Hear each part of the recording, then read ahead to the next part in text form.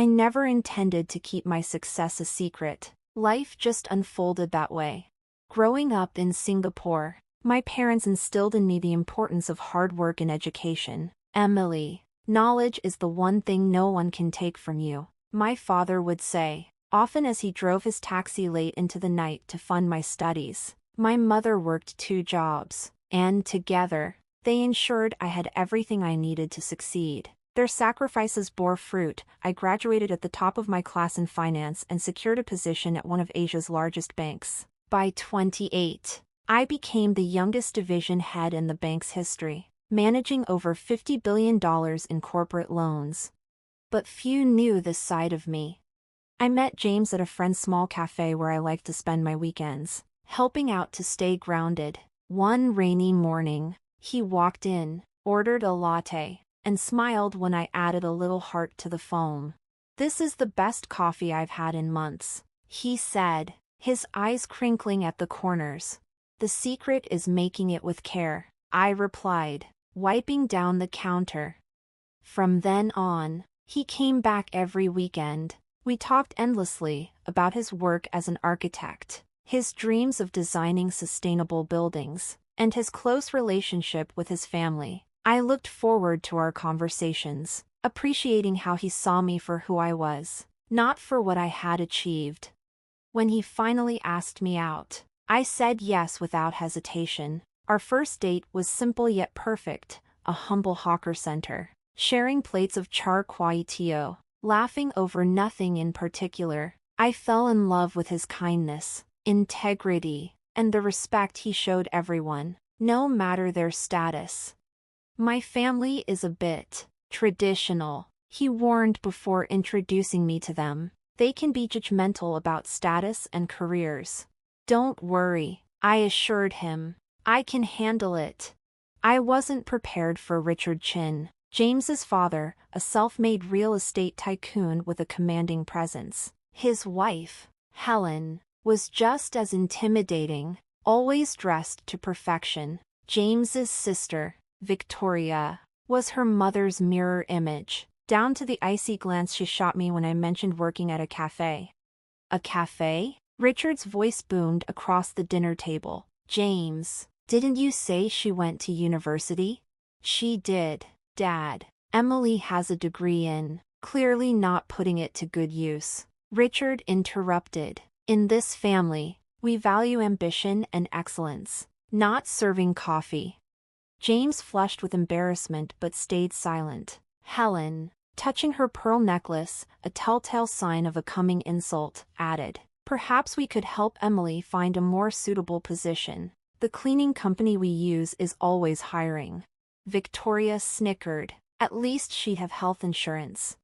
I held my composure, drawing on years of high-stakes negotiations. "I enjoy my current work, but thank you for your concern."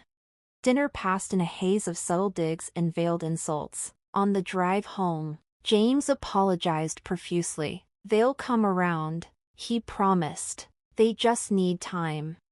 But they didn't. Over the next year, as James and I grew closer, his family's disdain only deepened. Every family gathering was a trial by fire. Richard never missed a chance to belittle me. Helen orchestrated seating arrangements to isolate me, and Victoria openly suggested James find someone more suitable. When James proposed, their reaction was as expected. "A cafe worker?" Richard exploded. "Have you lost your mind?" "Dad, I love her," James said firmly. "Love won't uphold our family's reputation." Richard snapped. "If you marry her, don't expect any support from me." Despite the opposition, James chose me. We had a small, beautiful wedding without his family. Months later, I continued working at the cafe on weekends while managing billion-dollar deals during the week. James respected my decision to keep my career private, understanding my desire to be valued for who I was, not what I earned. Then came the annual Chin family reunion. "We have to go," James insisted. "They're still family." Reluctantly, I agreed, hoping time had softened their hearts. It hadn't. The reunion was held at Richard's sprawling mansion, oozing old money opulence. As soon as we arrived, I felt the weight of judgmental stares. "Oh, the cafe girl still hasn't found a real job?" Victoria sneered loudly. Richard gathered everyone for his annual family address, champagne flowing as he boasted about their accomplishments. Spotting us, he called out, "Aw, James, come share your new project with everyone, and your wife can serve drinks, it's what she's good at." Laughter rippled through the crowd. Before James could respond, a commotion erupted near the house. Richard's secretary ran out, her face pale. "Mr. Chin, there's an urgent call from the bank," she said breathlessly. "Not now," Richard waved her off. "We're celebrating." "Sir, it's about the emergency loans. They've been denied." Richard's smug smile vanished. "Impossible. I spoke with the division head yesterday." "No, sir. The new CEO is reviewing all major loans personally. They're requesting a meeting tomorrow." My phone vibrated in my pocket, my own secretary calling. I knew what this was about. Richard's company had been flagged for suspicious accounting practices, and as CEO of the corporate banking division, I had ordered a thorough audit. The timing couldn't have been more fitting. "Excuse me," I said, stepping away from the gathering to take the call. "Ma'am," my secretary said in a hushed tone, "Chin Development's financials are worse than we anticipated. The audit uncovered systematic misrepresentation of assets." "Send me the files," I replied. "I'll review them tonight." When I returned to the garden, the atmosphere had shifted. Richard was in full-blown crisis mode, his usual arrogance replaced by thinly veiled panic. He barked orders into his phone while Helen hovered nervously, wringing her perfectly manicured hands. Victoria approached me with a smirk, her voice dripping with faux concern. "Looks like Daddy's company is having issues, not that you'd understand business matters." "More champagne?" I smiled politely. "No, thank you, but I do have a question. How's your position at your father's company?" Her confidence faltered, but she recovered quickly. "I'm the executive vice president of operations," she said proudly. "Interesting. And what exactly do you do?" Her smile froze. "I oversee things, important things." "Like the shell companies in the Cayman Islands?" I asked lightly. Her glass slipped from her fingers, shattering on the marble floor. Heads turned our way as she hissed, "I don't know what you're talking about." "Oh, you don't? Perhaps you're also unaware of the inflated property valuations?"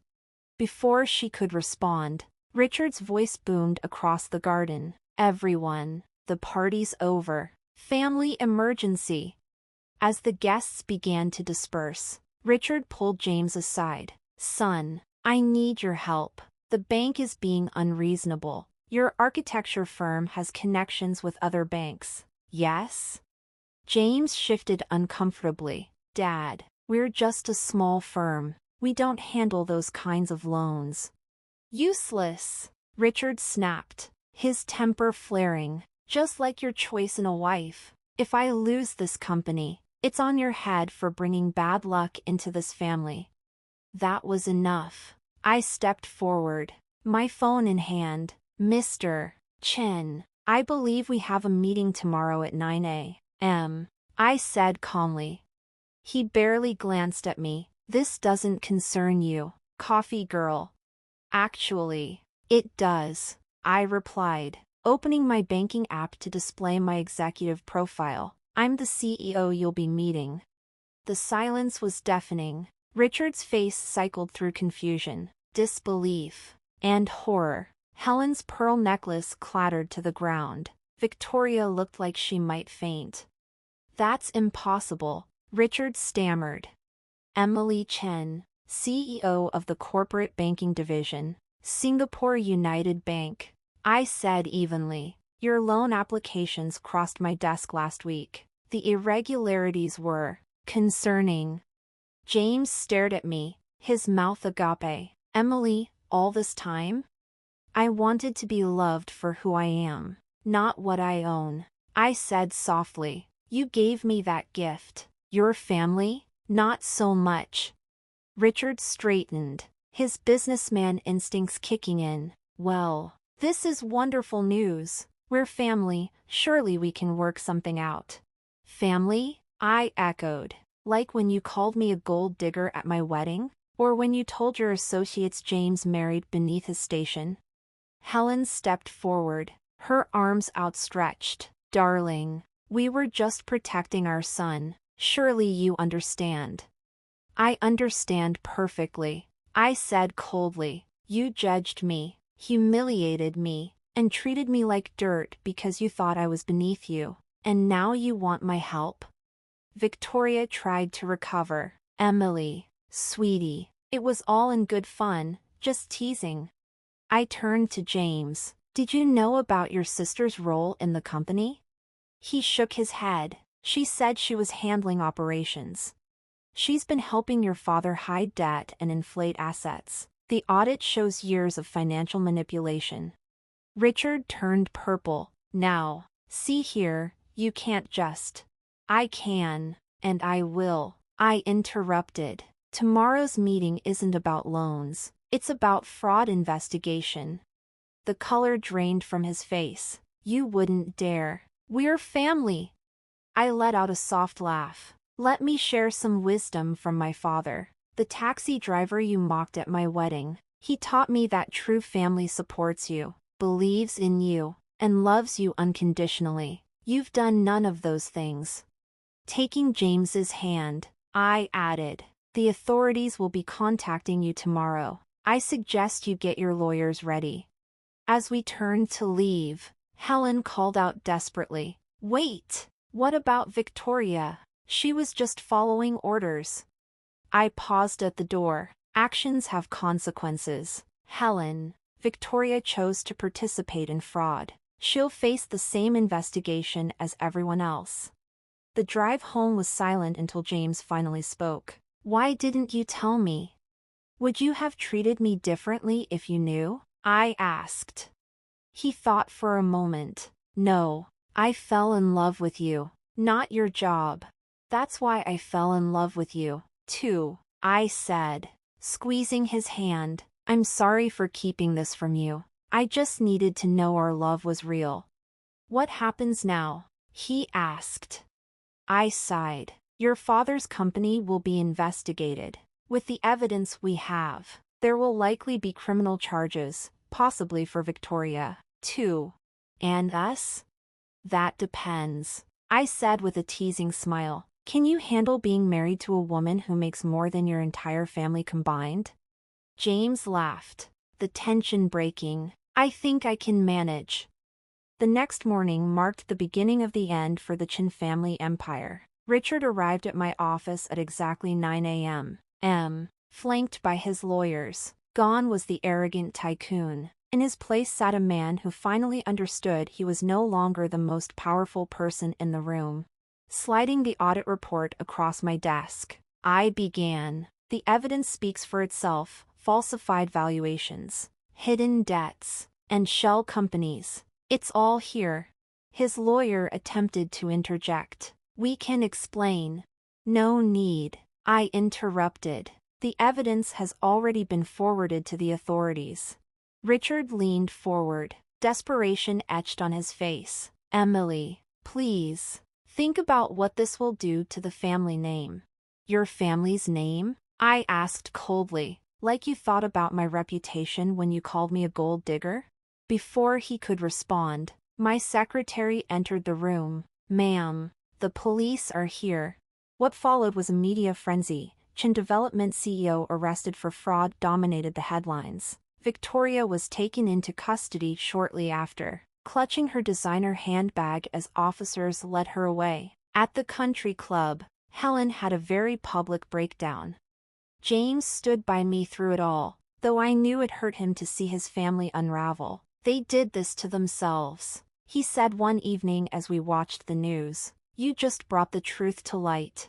The investigation unearthed even more than I had suspected. For years, Richard had orchestrated a web of financial deceit, using inflated property valuations to secure loans and funneling money through shell companies. Victoria had been his willing accomplice, her executive title nothing more than a facade. The trial was swift. Richard received 8 years in prison, Victoria, 5. Helen avoided criminal charges but lost everything in the asset forfeitures. One crisp autumn day, as golden hues painted the city, Helen showed up at my office. Her designer outfits were replaced with simple attire. Her once imposing demeanor softened. "I know I have no right to be here," she began, tears brimming in her eyes. "But I need to say something. I was wrong about you, so terribly wrong." I gestured for her to continue. "We judged you because we thought wealth and status were everything. Now, I have nothing and finally understand that character matters more than money. You showed us kindness, even when we treated you cruelly. That's true class." For the first time, I saw genuine remorse. "What do you want, Helen?" "Just a chance," she said, her voice breaking, "to apologize, to try to be better." 6 months later, we hosted a small dinner party. Helen arrived with homemade dumplings, a skill she'd picked up in her new, humbler life. She was a different person, kinder, more sincere. James was healing too, visiting his father and sister in prison and untangling years of family dysfunction. As for me, I still kept my weekend shifts at the café, not to hide anymore, but because I loved the simple joy of making someone's day better with a perfect cup of coffee. One morning, a young woman came in, looking defeated. "Rough day?" I asked, drawing a heart in her latte foam. "My boyfriend's parents think I'm not good enough," she sighed. "Wrong background, wrong job." I smiled, remembering my own journey. "Let me tell you a story about family, pride, and what really matters.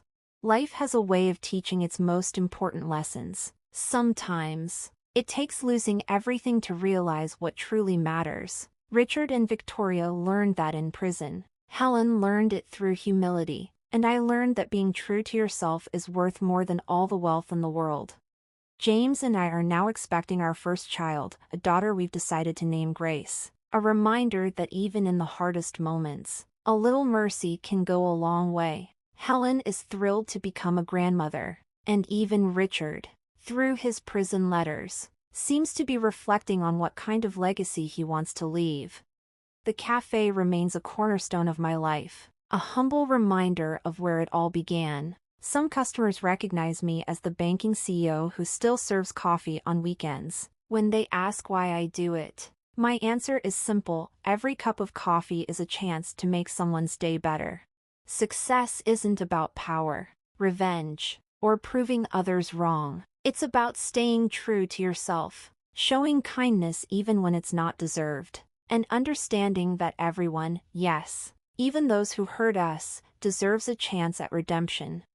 As I write this, the sunrise bathes the city in shades of hope. Life isn't perfect, but it's real, rich with lessons learned and second chances given. Sometimes, when I make coffee or close billion-dollar deals, I think about my father's words: knowledge is something no one can take from you. He was right, but he missed something important: integrity, compassion, and the courage to be yourself. Those are things no one can take away either.